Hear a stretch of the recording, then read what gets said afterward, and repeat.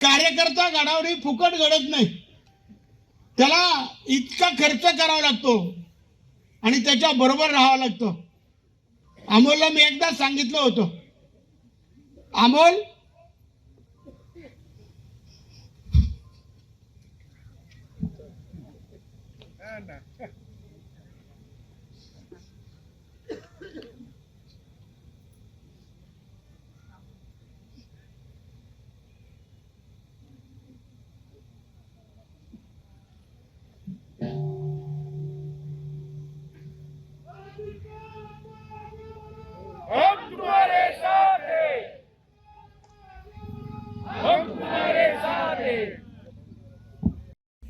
हे सगळ्या गोष्टी राजकारण करत असताना अध्यात्माचं काम फार मोठं आपण आपल्या भागामध्ये उभं केलेलं आहे. जिथं ओपन पीस तिथं मंदिर. आता इतक्यात थोरात गुरुजींनी सांगितलं, थोरात सरांनी, त्या शहरातले 1150 मंदिरं सर्व जाती धर्माची पडणार होती. मी सभागृहात येता असताना मी उपोषणाला बसलो. गजानन शेलार, रवींद्र धिवरे आम्ही उपोषणाला बसलो आणि ती मंदिरं आम्ही कोर्टात पण गेलो. थोरातांनी सांगितलं का त्या वकिलांनी सांगितलं आत्ताच 2 लाख रुपये द्या. मी 1 मिनिटामध्ये चेक लिहून दिला आणि ते कोर्टात सुद्धा केस लढलो. मंदिरं पडून नाही दिली. इथली मंदिरं जर शहरातली पडली असती, ती काय एका जाती धर्माची नाही, मंदिरं सर्व जाती धर्माची. मी पदाचा विचार न करता एक अध्यात्माचं काम म्हणून मी ते त्या ठिकाणी थांबवलं. मित्रांनो, सांगण्यासारखं खूप आहे. 1990ला यशवंतराव चव्हाण मुक्त विद्यापीठ गंगापूर गोवर्धन गावामध्ये सुरू होत असताना 150 एकर जमीन गेली आणि थोरात साक्ष त्यांनी सांगितलं, मी 1 दिवस नव्हतं उपोषण, 30 दिवस उपोषण केलं होतं मी. आणि 30 दिवस उपोषण करून गंगापूर गाव गोवर्धनची 65 मुलं मी त्या ठिकाणी नोकरी लावली होती. त्याच्यानंतर लता पाटील नगरसेवक असताना कश्यपी धरणामध्ये त्या भागातल्या जमिनी गेल्यावर तिथल्या आता आपल्या इकडे लोखंडे जो आहे ना, मी त्याला गोविंद म्हणतो, त्याचं नाव जगदीश आहे पण मी त्याचं नाव त्याला गोविंदच म्हणतो. तिथले मी तेव्हा 27 मुलं लागले. त्यांना आता सुद्धा अजय बोरस्तेने मी ठराव केला तर सभागृहात असताना ते तेव्हा सुद्धा 36 मुलं परत लागले. काम कुठं थांबवलं नाही. आणि तुम्हाला नेहमी 2 टाइम जनता दरबार मला दाखवा कुठं भारतामध्ये कोणाकडे आमदार मंत्री असतील खासदार असतील, दोन्ही टाइम. कोरोना काळामध्ये आपण बघितलं असेल, अमोलन मला कोरोना झाला, आम्ही घरात होतो का? 3 टाइम भाजीपाला, अन्नधान्य आणि त्या ट्रॅक्टर, त्याला काय म्हणतात, सॅनिटायझर, ते आपल्या प्रभागापुरतं नाही केलं. आणि भाजीपाला काय असा 2-5 काढले नव्हते देत काही लोकांसारखा.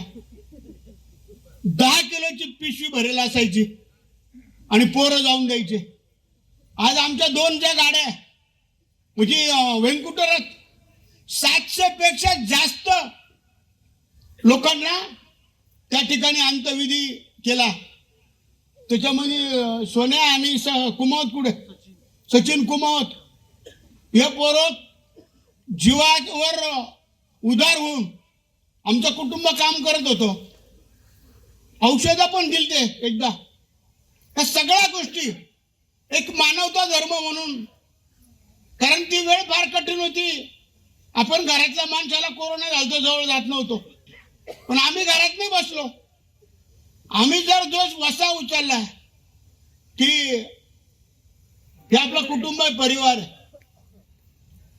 आज हिंदी भाषिकांना मी जिथं आता काम करत होतो 2006ला हिंदी भाषिकांना मारहाण सुरू झाली, तेव्हा मी मताचा विचार नाही केला. मी मानवता धर्म म्हणून सगळ्या हिंदी भाषिकांना त्या ठिकाणी वाचवण्याचा प्रयत्न केला, त्यांना मदत केली. आजही संपूर्ण हिंदी भाषिक आमच्या कुटुंबावर प्रेम करतात.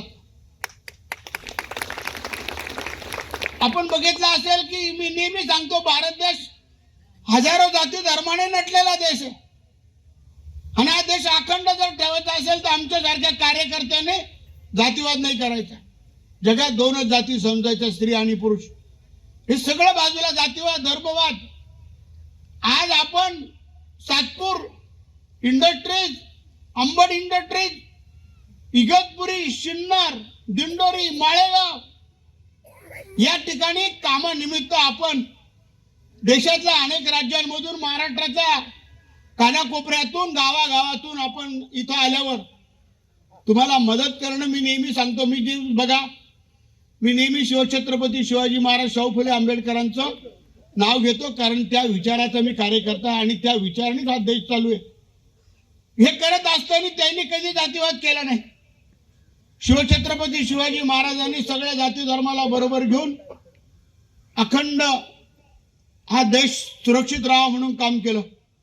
भारतरत्न डॉक्टर बाबासाहेब आंबेडकरांनी घटना लिहिताना समानता, एकता, बंधुत्वाचा नारा देऊन ती घटना केली. महात्माजी फुले, सावित्रीबाई फुले या शिक्षकाच्या जनक आहेत, शेतकऱ्यांसाठी काम केलं. अशा या विचाराचा मी कार्यकर्ता.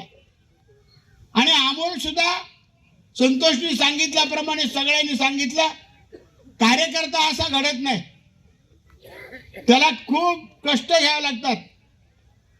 आणि कार्यकर्ता घडावणी फुकट घडत नाही, त्याला इतका खर्च करावा लागतो आणि त्याच्या बरोबर राहावं लागतं.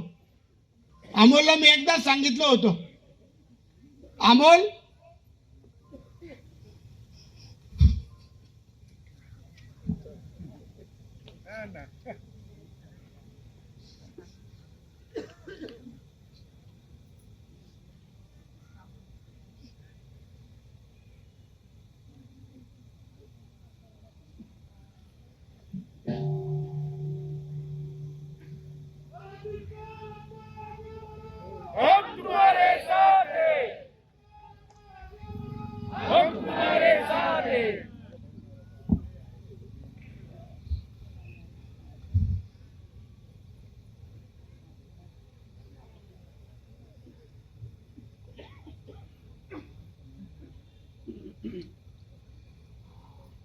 त्याला एकदा सांगितलं, अमोल तू असं घडायचं की मी दिनकर पाटलाचा मुलगा सांगायला नाही लागलं पाहिजे.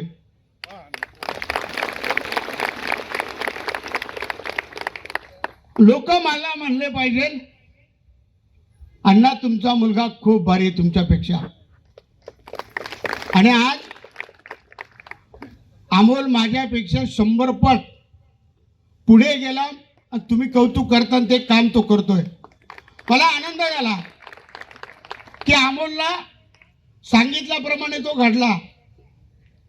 आणि प्रत्येक नुसता प्रभागापुरता नव्हे, त्यादिवशी आमची पक्षात प्रवेशाच्या आधी एक कोर कमिटीची मीटिंग होत असते. भारतीय जनता पार्टीच्या कोर कमिटीने आम्हाला बोलावल्यावर मला सगळ्या कोर कमिटीने सांगितलं, अण्णा तुम्ही खूप चांगला निर्णय घेतला, अमोलचं भवितव्य खूप मोठं या पक्षामध्ये होणार आहे. आणि मी अमोलच्या भवितव्यासाठी, तुमच्या भवितव्यासाठी भारतीय जनता पार्टीत मित्रांनो प्रवेश केला. सगळ्यांना आनंद झाला. मला त्या दिवशी तुम्ही बघितलं असेल, पत्रकार बंधूंनी अडवलं आणि सांगितलं, अण्णा तुम्ही काल जल्लोष करत होता आणि आज भारतीय जनता पार्टीत प्रवेश करतात. मला अनेक प्रश्न विचारले, पण तुम्ही टीव्ही बघितली असेल, मी एकच उत्तर द्यायचो, मी संयम ठेवून मी विकासासाठी चाललोय. आणि आता तुम्ही दररोज टीव्हीवर बघताय, मी एक बाजूला नाचतोय, मी मागे जे भाषण केलं ते दाखवताय. इतका ट्रोल उरायलो विचारूच नका. पण मी ठरवलं, आता आपण बोललेलोच आहे. काल परवा गिरीश भाऊ पण बोलले, विरोधी पक्षाचा माणूस बोलणारच, ते काय आपली पूजा करणार आहे का म्हणे. म्हणजे गिरीश भाऊनी बी मला चांगलीच मदत केली, बरं झालं. नाही तर गिरीश भाऊनी जर म्हणले असते अण्णा डेंजर आहे तरी आमचं बोलणं झालंच होतं. मी म्हणलो भाऊ जाऊ द्या मागचं नका काढू आता. तुम्हाला सांगितलं मित्रांनो, मी माझ्यावर जेव्हा जेव्हा अन्याय झाला त्याच वेळेस मी पक्ष बदलला. आता मला परत कधी म्हणू नका का अण्णा तुम्ही पक्ष बदलला, तुम्ही जिथं असाल आम्ही तिथं. माझ्यावर अन्याय झाला, तुम्ही सगळे साक्षीदार आहात. आता अमोलसाठी, तुमच्यासाठी आता मला जेव्हा जे पक्ष देईल ते देईल. मी त्या दिवशी सांगितलं तुम्हाला वाटेल तेव्हा द्या, मी काही मागणार नाही. पण अमोलसाठी मला बोलावं लागणार नाही. तुम्ही सगळे आमच्या कुटुंबाबरोबर आहात. आपल्याला खरं तर कायमस्वरूपी इथं शांतता हवी. तुम्हाला माहिती आहे 4 वर्ष झाली प्रशासक राज्य आहे. एक तरी काम थांबलं का? रस्ते, पाणी, ड्रेनेज. आता आमच्या मुंडेताईच्या भागामध्ये 10 कोटीचे रस्ते सुरू केले ना दिदी, गुंटेवाडीमध्ये सगळीकडे कामं चालू आहे. अहो 125 पेक्षा जास्त मंदिरं सर्व जाती धर्माची बांधली. सर्व जाती धर्माची. विधानसभेला तर सर्व जाती धर्माची माणसं माझ्या बरोबर होती. मला आमच्या कुटुंबाला खूप आनंद वाटतो. आणि असंच आपल्याला आता चौक सभा होणार आहे. चौक सभेला आपल्याला सगळ्यांना जिथं चौक सभा असेल तिथं तुम्हाला उपस्थित राहायचं आहे. परवा आपल्याला फॉर्म भरायचा. आता परत फोन करायला लावू नका. सकाळी 9 वाजेला ना म्हणून आपलं SI ग्राउंड आहे, माहिती आहे सगळ्यांना. तिथं सगळ्यांनी या. तिथून आपल्याला पायी जायचं सातपूरला. त्याच्यानंतर 12 किंवा 13 तारखेला आपल्याला महारॅली काढायची आहे. आपल्या महारॅली एवढी रॅली कोणाचीच होत नाही. तुम्हाला सांगावं नाही लागत. ठिकाण कळू, सगळ्यांनी त्या महारॅलीला यायचं. मला वाटतं रवींद्र भुसारे साहेब आले ते माझ्या 2014च्या रॅलीला.